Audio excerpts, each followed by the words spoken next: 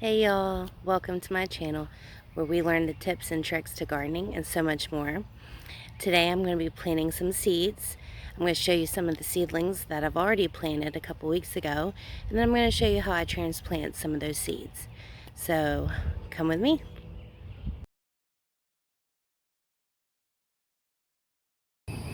Alright y'all, so I always reuse my containers that I get from different types of plants. This happens to be some flowers I received for Mother's Day that I've already planted, so I'm reusing the container. I've filled it up with my compost. I've pre-moistened it. I do that so therefore the seeds don't get washed away, that they're pretty set in. And what I'm going to do is take my finger and just push down, however deep that it says on the package to press down. I'm going to do that in the middle. I'm going to do one row. I got some tomatoes, I got some bell peppers, I'm going to do some zucchini squash, and then I'm going to grow some more cilantro because mine is starting to go to seed, which I'll be collecting that soon, and I'll do a video on that.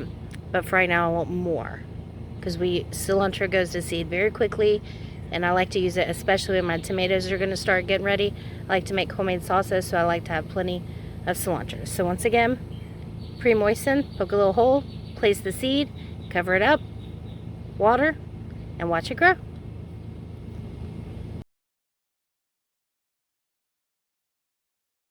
Alright y'all, I wanted to show you the differences in planting the seedlings.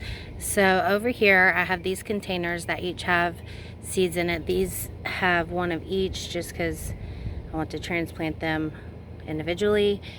These have multiple seeds, survival of the fittest, whichever ones sprout up do good, hopefully all of them, but sometimes not, it depends. Then I will separate them as they start growing. Over here I have some squash plants that I planted a couple weeks ago that are doing really well, and this is yellow squash, this summer squash. Okay, now I don't keep all of these. Some of them I'm growing for friends, family, and neighbors, things like that, and then some I will keep. So it just, I try to give to everybody and inspire them to grow their own food. Over here we have tomatoes. Some of them I started a little bit later, and some of them are already getting pretty big. That one I'm probably gonna, I have a friend of mine that wanted some tomatoes, so that's gonna be his. That's gonna be his too. But the other ones, we'll see.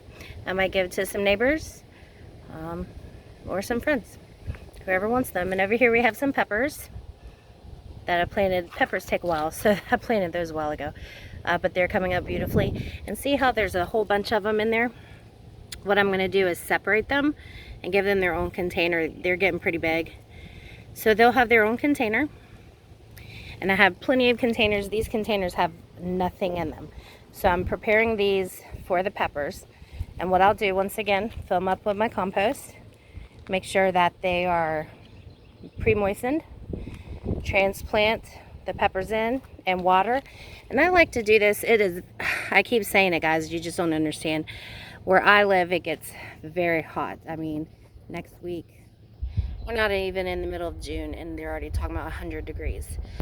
So it gets very hot very quickly. And what I like about these is if it gets too hot, I can bring them in, put them in the sunroom, so they get some shade and they don't die on me. It's my cat. He wants some loving. So like I was saying, it's getting pretty hot, so I want to go ahead and do it. And when I do transplant, I tend to do it in the evening when there's no sun on them, and therefore the transplant shock isn't as bad, because that can kill the plant.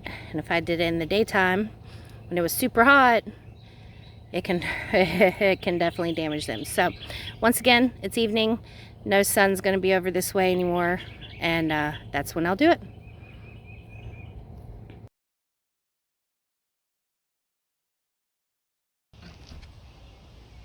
Alright y'all, I got some of my pepper plants and I'm going to show you how I transfer. So like I said, I always pre-moisten And then I'm going to kind of loosen up the soil.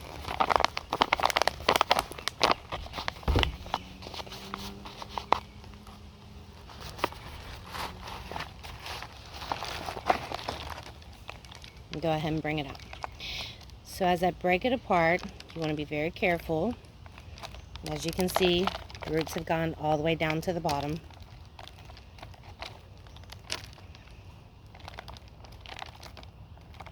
Perfect.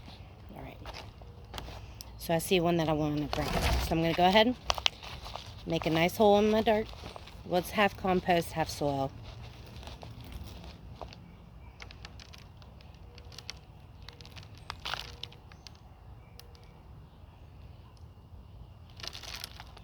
See? Got it. Nice long. Plant that in. I'm going to make sure that the roots are not exposed. Cover it up real good. Press it down gently. Then I will take it over there and I'll water it. And they'll each get their own container. And I've said this in a past video, but just in case you didn't know, I got 150 of these containers at our local bin store for $1. So I have plenty of these. And they didn't cost me anything. So that's how I transplant. Like I said, you want to do it towards the end of the day, or at least I do it towards the end of the day, so it's not as hot, that they'll hold on to some of that moisture, and that transplant shock won't be too drastic or ultimately damage them. So there you go, transplanted.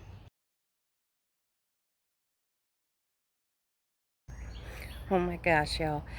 So I came to bring the peppers back, and then I was going to water them, and you will not believe found this. Is so funny. Hopefully this will brighten your day, because it sure did brighten mine. Come take a look. This is my cat. In a previous video I talked to you about how mint cats like it. It's very similar to catnip. Look at this. Hey lover boy, you enjoying your mint? He's just chillaxing, like, hey. So if I do choose to use this mint, which I probably will in some ice cream and some other things, I will definitely make sure it's washed, because my cat apparently loves it. But yes. Oh, funny. Lover boy. Lover boy. Hi, lover boy. Yes. He's a good kitty. He's a good kitty. Yes. Enjoy your mint, buddy. Enjoy your mint.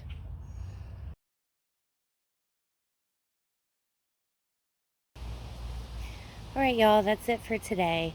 I hope you've learned something. Have a great day, and God bless.